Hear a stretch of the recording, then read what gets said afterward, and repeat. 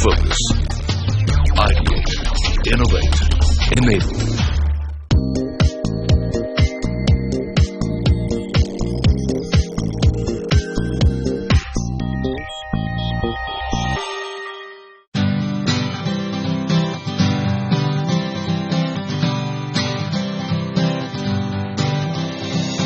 Set in the hinterland of India's maximum city, the American School of Bombay is the juxtaposed picture of vibrant cultures and myriad diasporas.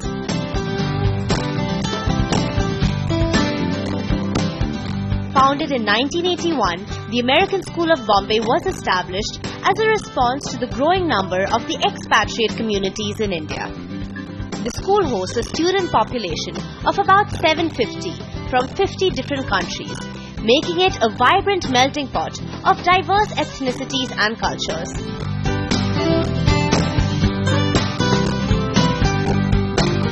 In pursuit of excellence and leading this cause from the front, we gauge the thoughts of the school's superintendent, Craig Johnson, as he wins the prestigious AAIE International Innovation Leadership Award. Mr. Johnson, welcome. It's a pleasure to have you here today. It's my pleasure, Davina. Thank you. That's great. So let's start from the top. I believe congratulations are in order, and Thank you've you. recently won the AAIE award. Can you talk us through this a little bit? Tell us the meaning of the award and the significance it really holds.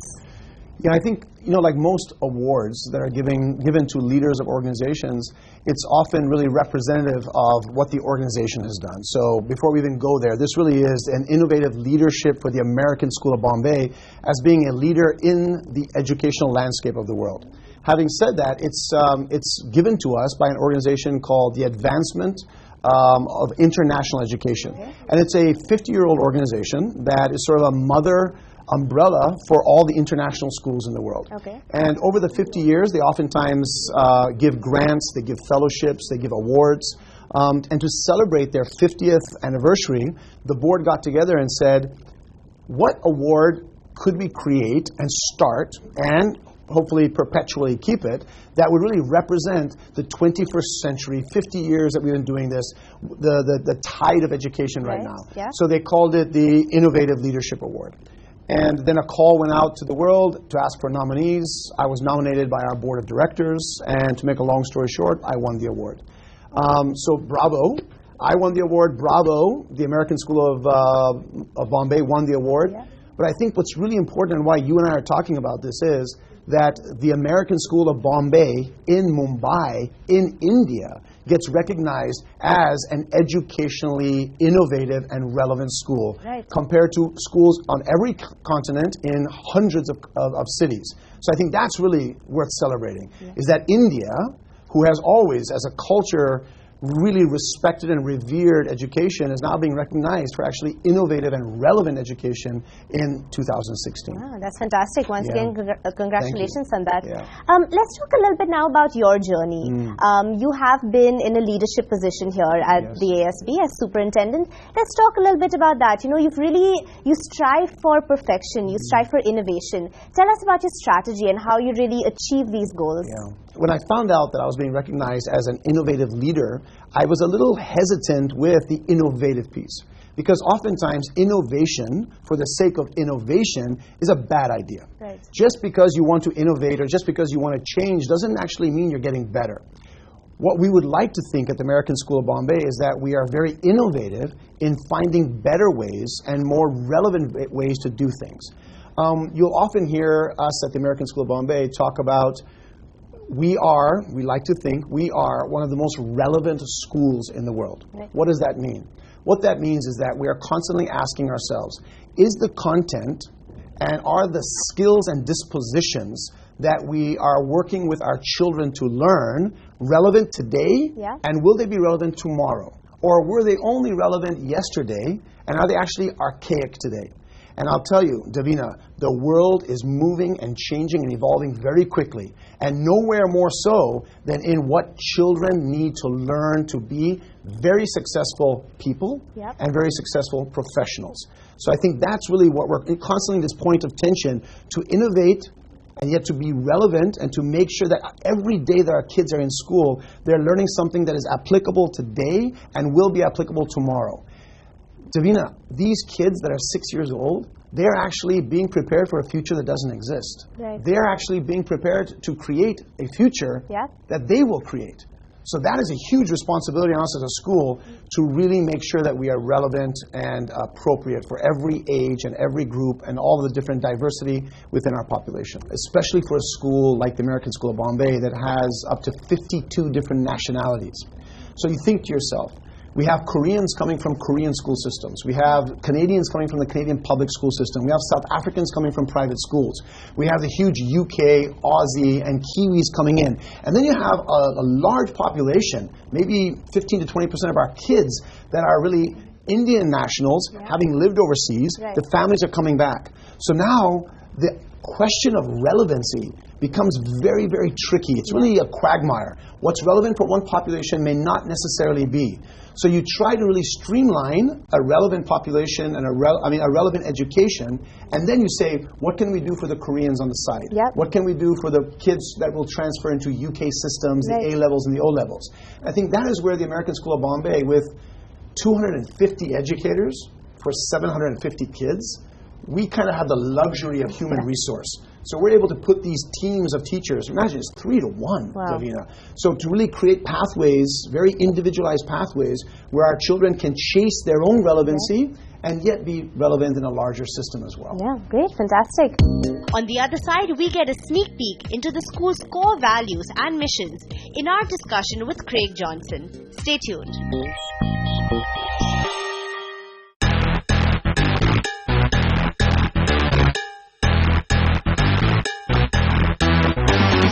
The American School of Bombay is driven by its mission to empower its students with the skills, courage, optimism, and integrity to pursue their dreams and enhance the lives of others. Inculcating these values in every student, the school's journey of a few decades has given birth to many a great minds that think, innovate, and ideate a better future for the world. So now let's talk a little bit about the school, about ASB. It's truly a very unique institution. Can you tell us about the mission, your core values? I believe you have a bit of a philanthropic angle as well. And also how you really prepare to help these transitory global families who are in India and support their educational needs. 35 years ago, in the U.S. consulate, when it was down at Bridge Candy, the school was born. And it was born with, if I'm not mistaken, 17 children from 11 different nationalities. So on day one, the American School of Bombay was already sort of a microcosm of the world, sort of our own little United Nations, right? 17 kids, ages really from 5 to 16, from 11 different nationalities. So the school was actually born with the objective of, when these transitory families come to India for diplomatic reasons or for commercial reasons, and they don't have too many choices other than Indian schools. Remember, this is 35 years ago. It was either an Indian educational system, English medium, Hindi medium, Marathi medium. So kids coming from all over the world are going to be finding it difficult to transition. So the American School of Bombay was born. Then, 35 years later, we find ourselves not only in Bandra Kurla complex, but we have two campuses. We have one campus in Kurla, which is our elementary school, which is from our 3-year-old program to our 5th standard, or 5th grade. And here we go from 6th grade to high school, which we have our middle school and our high school program here. As I mentioned earlier, the American School of Bombay has the luxury of being very well staffed. We have about 250 educators to meet the needs of our 750 and sometimes 850 students. And what drives all of this is the mission of the school. So at the American School of Bombay, our mission is really very simple. We begin with inspiration. The mission of the American School of Bombay is to inspire all of our children. Not to teach, not to have students learn, not to engage with, to inspire. We have chosen that word particularly. So we're going to inspire our children to what? To continuous inquiry. So if you were to take only one line out of what does the American School of Bombay do every single day, we inspire children to ask questions. So that's first. But asking questions without content and without skills is really a superficial exercise. So below that, in our mission statement, we say that we will empower them with the skills necessary to deal with the answers to their questions And while we're at it, we're going to focus on courage, we're going to focus on optimism, and we're going to focus on integrity. The school not only acknowledges the special needs of these transitory students, but also enables individual pathways for them to seamlessly ease into the system. You know, we are probably one of the largest expat visa holders in the country.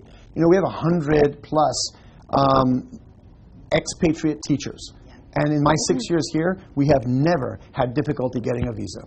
The Ministry of External Affairs has received us with open arms, and they're like, what are the teachers that you need to really deliver the education of the American School of Bombay? I think India knows that schools like ours are critical to bringing in foreign investment, to bringing in, I mean, some of these people get a job, and they can say, you can be in India, you can be in Beijing, you can be in Tokyo, where do you want to go?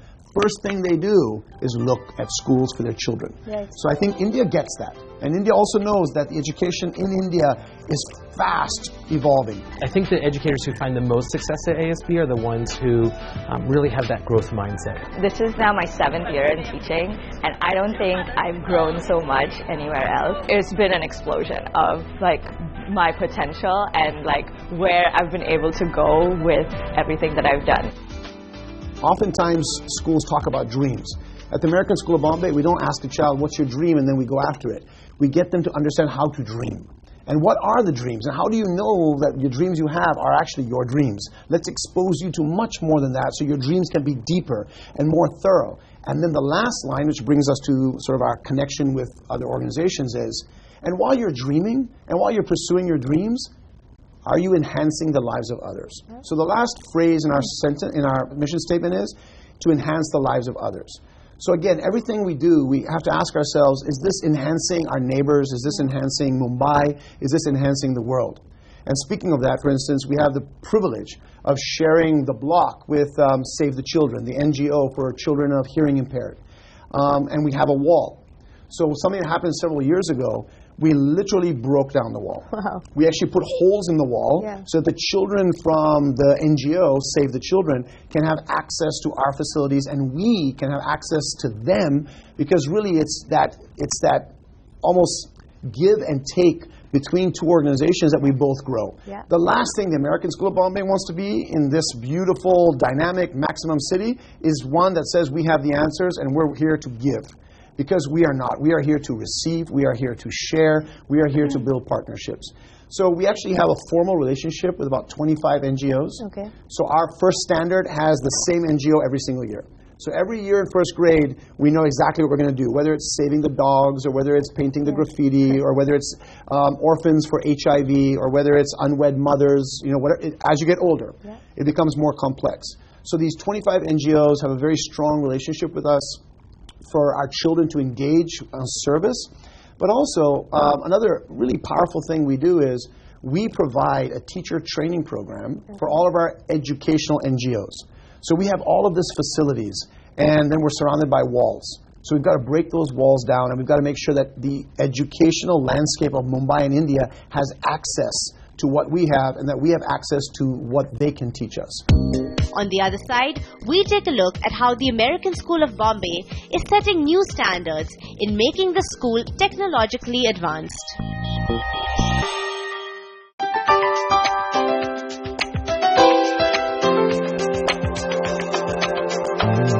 The American School of Bombay is at the cusp of a technological revolution through which it aims to engage its students at all levels in learning highly competitive techniques that will set the tone for a smarter future. Let's talk about kind of the core of the school. You've touched upon this, but can you tell us about the students, the faculty, and the various programs that you offer? Yeah. We have about 20% of our population that is at our school for more than 3 years. Our average student turnover is between 2.8 to 4 years. So that in itself is a blessing, but also kind of a curse. The blessing in that is that there's a constant churn of families. India, people are coming, they're investing, they're putting their time here, then they're moving out. And we as a school have to become masters of transition. Right. We are not a school that people come and then leave occasionally. Davina, here's a great number. Out of the 265 days, we have school at the American School of Bombay for 265 days. So that's about 50 days more than your average school. Right. Out of the 265 days, over 100 days, there's a new child coming to our school. Wow. So many schools begin in August, and all the kids are in August, Yeah. and then no one comes new. For 100 days during the year, new families are landing. We could, and we have had, families land and come to our school with only 3 weeks of school left. Because of, for whatever reason, their company moved them or their families are airlifted out of hot spots around the world, so they kind of come here. So we have, once again, we started a 3-year-old program all the way to the International Baccalaureate in 11th and 12th grade, 52 different nationalities, 250 teachers, 800 kids. Most of our kids staying here for 3-point-something years. Yeah. Another 20% of us staying much longer. So the program that we have to build is a very individualized program. Right. Where when kids land, and it's not the start of school, we have to really figure out where they are. So where did you come from? What did you learn? Because the last thing we want to ever do for a child is to reteach what they just did, or to expect them to learn what they are not prepared for. Right. So when they come in, we do a lot of diagnostic sort of testing and assessing to see where they are, and then we create this individualized pathway. As you can imagine, kids coming from 90 different school districts, school systems. So even though they're coming from 52 countries, they're coming from different systems.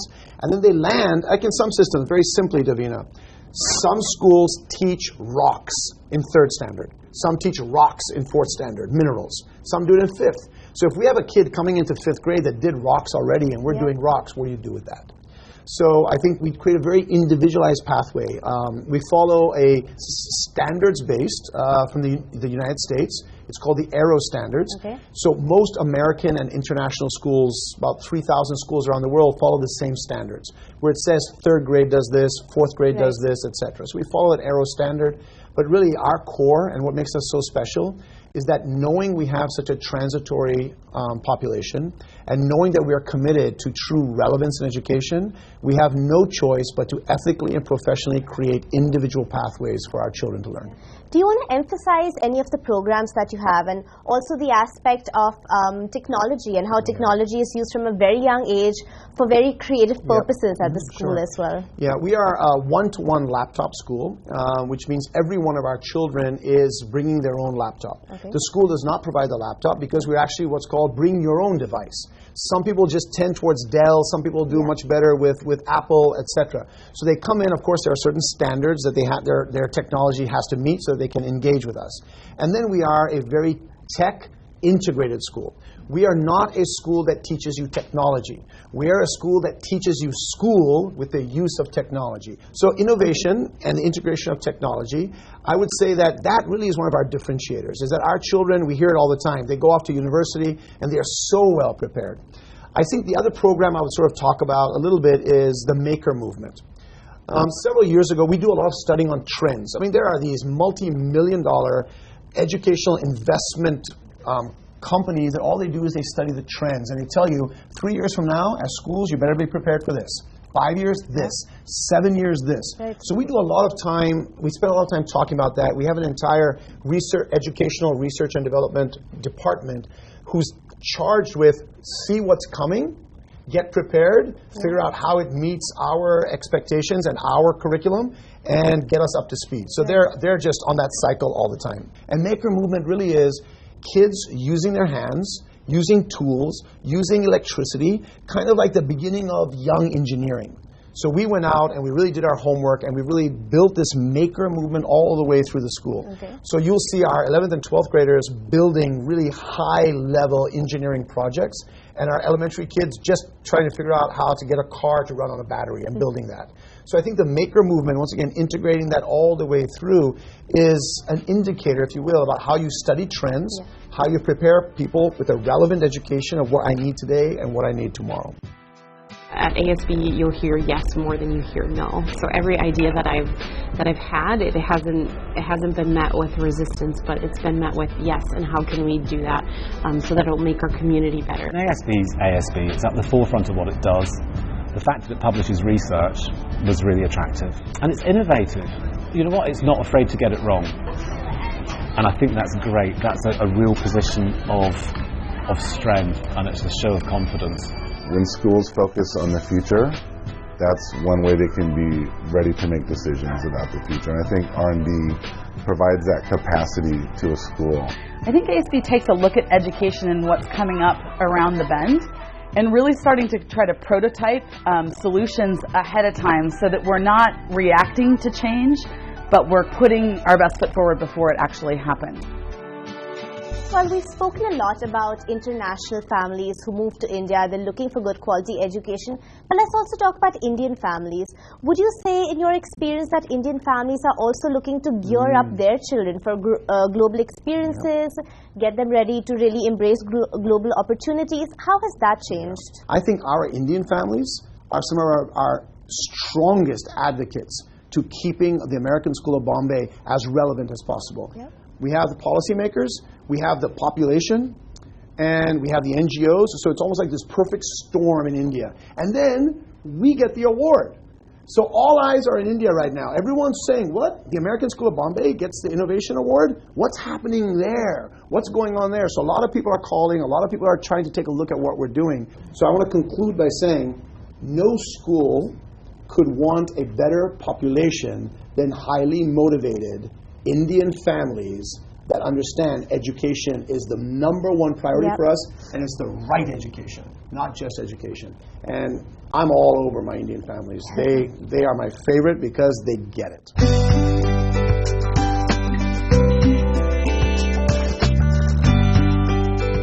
The American School of Bombay is dedicated to creating an environment that integrates Indian education with Western methodology in an attempt to globalize the learning experience and take it to newer heights.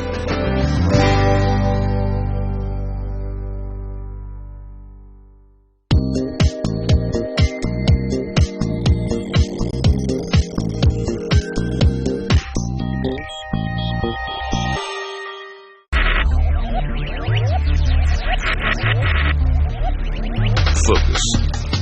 Ideate. Innovate. Enable.